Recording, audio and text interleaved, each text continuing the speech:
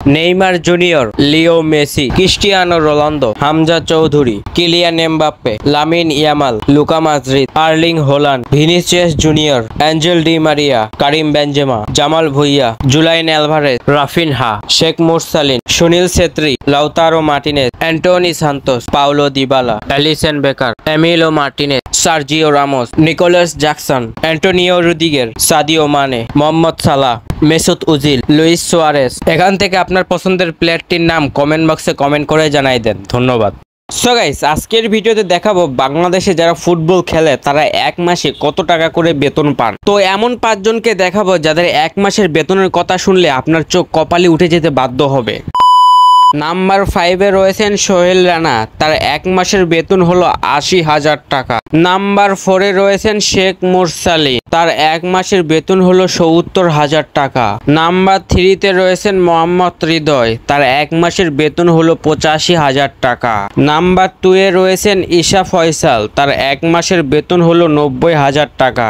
Number 1-এ রয়েছেন জামাল ভুঁইয়া, তার এক মাসের বেতন হলো 1,10,000 টাকা। এখন অনেকেই ভাবতে পারেন যে এই লিস্টে কেন হামজা চৌধুরী নেই। হামজা চৌধুরীর বেতনটা এখনো আমরা জানতে পারি নাই, কিন্তু তিনি যেই ক্লাবের হয়ে ফুটবল খেলেন সেই ক্লাবটি তাকে 44 লক্ষ টাকা মাসে বেতন দিয়ে থাকে। আর যারা ফুটবল খেলা পছন্দ করেন তারা এই ভিডিওতে একটা লাইক করে দিবেন।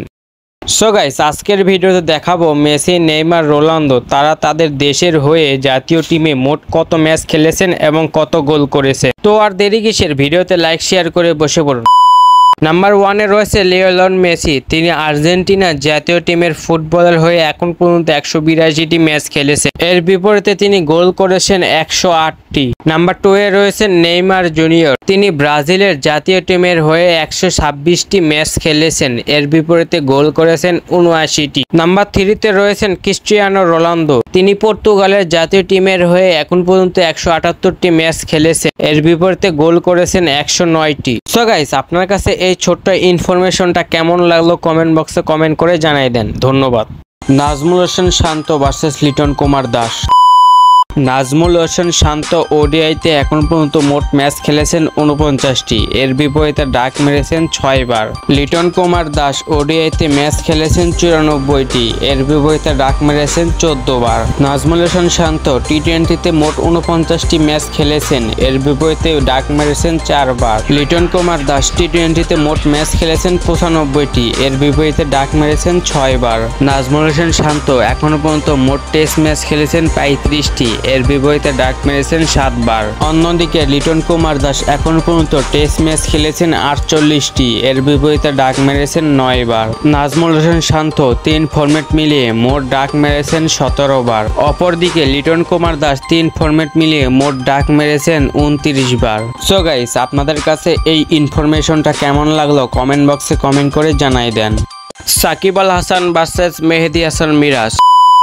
সাকিব আল হাসান তার টি20 ক্যারিয়ারে এখন পর্যন্ত 129টি ম্যাচ খেলে 2551 রান করেছেন। অপরদিকে মেহেদী হাসান মিরাজ তার টি20 ক্যারিয়ারে এখন পর্যন্ত মোট 29টি ম্যাচ খেলেছেন এবং এর বিপরীতে রান করেছেন 354 রান। অন্যদিকে সাকিব আল হাসান তার ওডিআই ক্যারিয়ারে তিনি এখন পর্যন্ত 247টি ম্যাচ খেলে 5570 রান করেছেন। অপরদিকে মেহেদী হাসান মিরাজ তার ওডিআই ক্যারিয়ারে তিনি এখন পর্যন্ত 105টি ম্যাচ খেলে 1670 রান করেছেন। এরপরে সাকিব আল হাসান তার টেস্ট ক্যারিয়ারে এখন পর্যন্ত মোট 71টি ম্যাচ খেলেছেন এবং এর বিপরীতে রান করেছেন 4609 রান। অন্যদিকে মেহেদী হাসান মিরাজ তার টেস্ট ক্যারিয়ারে এখন পর্যন্ত মোট 51টি ম্যাচ খেলেছেন এবং এর বিপরীতে রান করেছেন 1952 রান। সাকিব আল হাসানের মোট রান হলো 14,730 রান। মেহেদী হাসান মিরাজের মোট রান হলো 3,923 রান। সো গাইস, ভিডিওটা আপনার কাছে কেমন লাগলো কমেন্ট বক্সে কমেন্ট করে জানাই দেন। ধন্যবাদ।